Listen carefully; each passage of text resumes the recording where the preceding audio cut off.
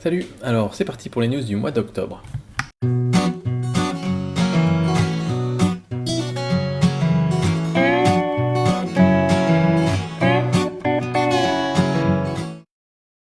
Alors il y a plusieurs choses que je voudrais aborder, on va essayer de faire assez vite quand même.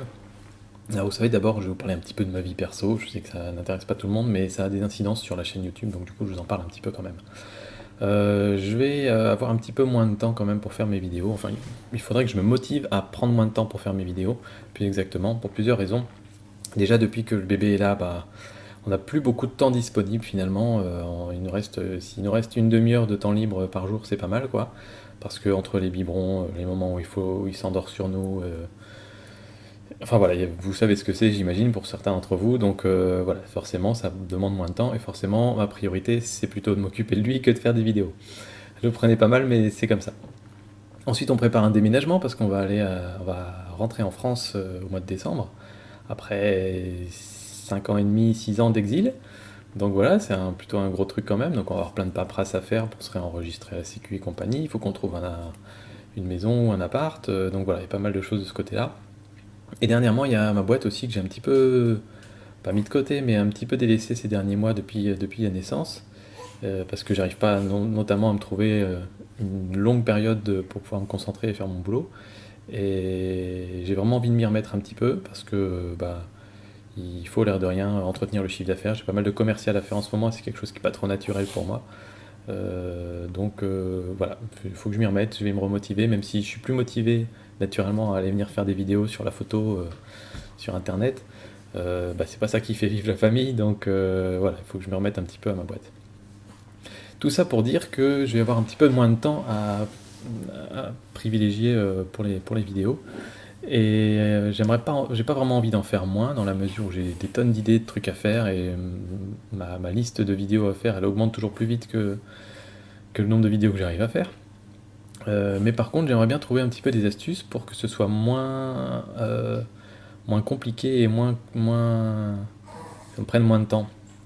Donc, on a fait quelques petits tests avec les Google Hangouts par exemple, et ça peut me paraître une solution intéressante parce qu'en fait, ce qui me prend énormément de temps, c'est pas forcément de filmer la vidéo, ni de la préparer, parce que je prépare quasiment rien avant, mais c'est ensuite d'aller dans le logiciel de montage, d'intégrer le générique, de venir mettre les photos en transparence par-dessus, de synchroniser avec le son, enfin il y a plein de trucs comme ça qui prennent beaucoup de temps. Ensuite il faut encoder, ça prend des heures, après il faut uploader, ça prend des heures. Donc voilà, il va falloir que je trouve un petit peu un système qui me permette d'aller un peu plus vite pour tout ça. D'autant que c'est le boulot le plus chiant en fait à faire. C'est pas voilà, tourner la vidéo, c'est ce qu'il y a de plus sympa. Après tout ce qui est montage et tout, c'est moins drôle quoi. Voilà. Et ensuite dernier petit truc aussi, certains d'entre vous commencent à parler déjà du salon de la photo qui aura lieu à Paris au mois de novembre. Sachez que j'y serai pas parce que déjà ça fait loin.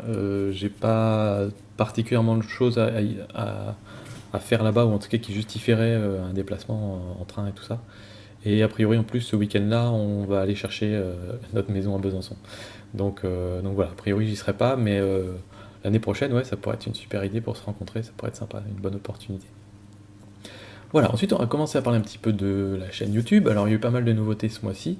Il y a eu les vidéos matos que j'ai fait pendant Photokina. Donc, c'est des petites vidéos le soir. Justement, c'était un moyen de tester les Google Hangouts, où en gros, c'était vraiment sans prétention, sans générique, sans rien. Et je lançais la caméra et puis on parlait. Et on parlait de matos et visiblement ça vous a plu. Il y a certaines personnes il y a eu des discussions et tout ça, donc c'était intéressant. Donc je pense qu'à l'occasion on en refera quand il y a par exemple une sortie de produit. Je vais essayer si possible de ne pas faire que du Canon, mais faire aussi du Nikon, je sais pas comment vous voulez que je dise, parce que Nikon on me l'a reproché, alors Nikon, on va dire Nikon. Sony, toutes les autres marques qui sortent des choses intéressantes. Donc voilà, quand il y a des produits qui sortent, peut-être je ferai une petite vidéo pour voilà, faire une petite revue des caractéristiques du produit et puis qu'on puisse se lancer une discussion là-dessus. Comme je vous disais, on a testé les vidéos en live, notamment je mettais un petit message sur Facebook genre 5 minutes avant de lancer la vidéo et puis du coup certains d'entre vous pouvaient venir voir la vidéo pendant que je la tournais en live. Donc c'est un concept intéressant, il y a moyen de mettre des commentaires, alors j'avais pas trouvé comment les lire mais maintenant je sais comment les lire. Je pensais, avant il y avait un système qui permettait de voter pour les commentaires, ce qui aurait été pas mal, parce on aurait pu par exemple dire, bah, vous m'envoyez des sujets sur lesquels vous voulez qu'on discute, et puis le sujet qui est le plus voté va être celui qu'on va aborder en priorité. Mais visiblement ils ont enlevé cette option-là, donc on peut plus voter dans les commentaires. Voilà, il faudra trouver un système pour voir si on peut interagir, parce que c'est ça l'intérêt de ces trucs-là. Mais ça peut être un truc sympa à recommencer. Et si on fait un vrai live un jour, où on interagit et tout, je vous préviendrai à l'avance, je vous préviendrai 2, 3, 4 jours à l'avance, pas 5 minutes à l'avance évidemment. Et pas que sur Facebook, je le mettrai sur YouTube aussi. Donc voilà, ça pourrait être une solution pour l'avenir, pour justement pouvoir continuer à faire des vidéos et discuter, et en même temps que ça prenne pas plus de temps que de tourner la vidéo. Ça pourrait être pas mal. Je sais que notamment dans les Google Hangouts, il y a des options qui me permettent moi par exemple de passer de la webcam à mon écran ou à certains logiciels, etc. Donc je pourrais très bien en un clic dire, bah voilà, vous voyez plus ma webcam, vous voyez mon Lightroom dans lequel je vous montre des photos, des machins, etc. Donc il y a des options qui sont pas mal, qui permettraient de garder le rythme un peu qu'on arrive à avoir dans les vidéos aujourd'hui, sans trop perdre en qualité. Le truc qu'il faut que je vérifie, c'est si on peut l'avoir en Full HD. Parce que là, on a fait des tests en 720p, ça marchait. Mais en Full HD, le problème, c'est qu'il faut que mon internet soit assez rapide pour pouvoir envoyer en direct en Full HD. Donc, faut voir encore si ça peut fonctionner. En tout cas, sachez déjà que pour notre recherche de maison à Besançon, l'un des critères principaux, c'est Internet à haut débit. Parce que si ça permet de faire des choses comme ça va me faire économiser des heures et des heures, et donc ça pourrait être pas mal, quoi. Voilà. Et ensuite, dernière chose, on a fait des revues de photos. A priori, ça vous a plu, donc c'est cool. Moi, j'ai bien envie de continuer, parce que c'est un truc qui me plaît aussi. J'ai déjà reçu 19 photos pour la prochaine émission, donc il ne reste plus qu'une place. Donc, tac tac, peut-être au moment où j'en parle, il ne reste plus du tout d'ailleurs, mais voilà. Sinon, si vous en envoyez par la suite, vous inquiétez pas, vous serez les premiers pour le mois de novembre, ça va s'accumuler comme ça. Et pendant la vidéo du quart d'heure photo aussi, il y en a plusieurs d'entre vous qui ont vu une photo intéressante que j'aurais pu prendre, qui est en fait tout simplement là où j'ai posé la webcam. Et moi j'étais dans le champ en train de prendre ma photo, et le soleil il était tout juste rasant au niveau des herbes. Et effectivement c'était super joli, et c'est dommage que j'ai pas vu cette photo là. Mais voilà, je trouvais ça marrant que vous soyez plusieurs à à vous être fait cette remarque là. On va ensuite passer au matos. Alors, il y a eu je vous avais parlé du Canon 10-18.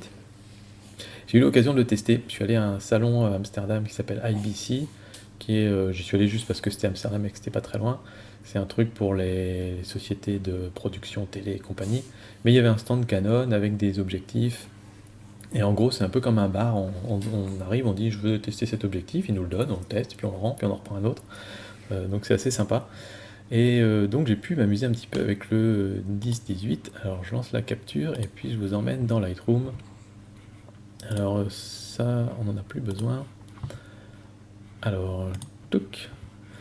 Donc, si on regarde bien, ça c'est ce que j'ai fait. J'ai fait avec le Tokina et avec le 10-18 de chez Canon pour comparer, parce que c'est surtout le piqué qui m'intéressait et qui m'inquiétait, parce que selon les sites, on a des avis très différents. Donc je vais regarder à f8, à f11, là où il y a les meilleurs piquets. Donc pour regarder le piqué d'un objectif, on va regarder essentiellement au centre. Donc moi je vais regarder là. Et ensuite on va regarder dans les coins. Donc moi je vais regarder ce coin-là et ce coin-là. Et je regarde pas les deux autres coins parce que c'est de la moquette ou des choses qui sont pas très très intéressantes. Donc le 11-16 à 10-18, ici on voit qu'il est très très bon au milieu. Et si je prends à 11 mm, pardon, qu'est-ce que j'ai dit, le Tokina 11-16 à f8, il est bien. Et à f11, on voit qu'il est un petit peu moins punchy quand même, un petit peu moins piqué. Je sais pas si vous le distinguez vous sur votre vidéo. Mais voilà, donc ça me permet de savoir que a priori c'est à f8 qui est le meilleur, en tout cas dans les conditions dans lesquelles j'utilise. Et ensuite on va voir dans les coins, et on voit qu'il est vraiment pas mal dans les coins. Alors il y a de l'aberration chromatique et tout ça, mais là j'ai fait aucune correction. Ça part avec les corrections. Mais on voit qu'il est pas trop mal, d'autant que c'est... Vous pouvez voir en vous disant, bah non, c'est assez pourri. Mais pour un ultra grand angle, c'est toujours très très difficile dans les coins en général, c'est vraiment bien flou. Et là, c'est plutôt bien. Et bizarrement, ce coin-là est mieux que l'autre, par exemple. Donc ça dépend vraiment. Il y a des coins qui s'en sortent mieux que d'autres. Donc voilà. Et le Tokina, voilà, il s'en sort plutôt bien. Voilà, F8, F11, j'ai fait les tests à F16 aussi, mais ça, voilà, on va vous montrer un petit peu. À F16, c'est beaucoup plus mou, entre guillemets, on dit ça, on dit que c'est mou. C'est-à-dire qu'on voit que c'est un petit peu flou. C'est normal hein, quand on ferme plus. Donc là, je vais regarder vraiment à l'ouverture optimale, parce que quand on fait de la photo de paysage, qui est l'usage principal de ces objectifs-là, on choisit en général la focale qui est la meilleure, la plus précise. Et donc ensuite, on est passé sur le 10-18, à F5-6, à F8, et ici, celui-là était plutôt meilleur à F11. Là, je suis à F8. Hop là. Il est où mon centre? Il est là. Voilà. Et moi, je le trouve un poil meilleur à F11. Donc, voilà.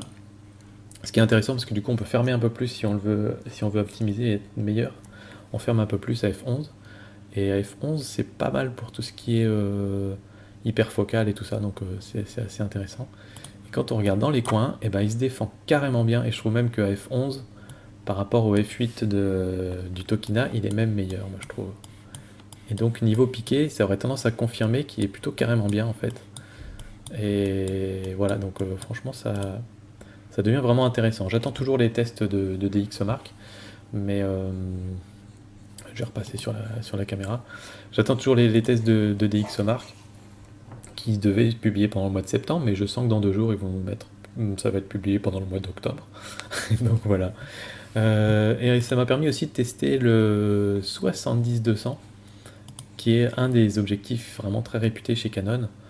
J'ai fait quelques photos floues avec, et des photos moins floues. Et c'est assez intéressant, notamment le fameux bokeh, qui est pas très très joli quand on regarde les photos sur le 55-250, par exemple, les objectifs bas de gamme. On voit qu'il y a, je sais pas comment expliquer, une sorte de, pas de grain, mais comme s'il y avait c'était une succession de gros points, si vous voulez, alors que là, c'est bien lisse, bien flou. Donc c'est surtout ça l'intérêt de ces objectifs-là. En termes de piqué, c'est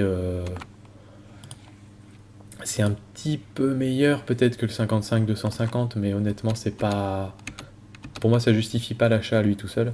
Et quelque part, pour moi, c'est juste un test par curiosité pour voir ce que ça a apporté de plus. Alors la construction est meilleure, etc. C'est plus lourd aussi du coup. Mais honnêtement, je pense qu'on a 1000 progrès à faire dans la prise de vue avant d'avoir intérêt à changer d'objectif pour passer à un objectif pro comme ça. On va pas avoir besoin tout de suite de ce que ça apporte en plus par rapport à un truc d'entrée de gamme. Donc moi, je suis pas pressé de l'acheter, en tout cas celui-là, même si effectivement, quand on regarde les photos, c'est un petit peu plus joli. Je vais finir rapidement parce que là, je dois aller m'occuper de mon petit garçon. Juste pour finir, les petites photos que je vais vous montrer, c'est des photos du mois de mai-juin, donc la fin du voyage en Écosse, et puis des photos de rapaces dans un château qu'on était allé voir dans les Ardennes. Je suis en train de rattraper un petit peu le retard là sur mes photos. Des photos de cet été, j'en ai pris très peu, uniquement du bébé, de la famille, tout ça, donc je ne vais pas vous les montrer. Et donc bientôt, je vous montrerai à la fin du mois les photos que j'ai prises pendant le mois en question. Donc voilà, je vous laisse avec les photos, je vais m'occuper de mon fils et à bientôt. Allez, ciao!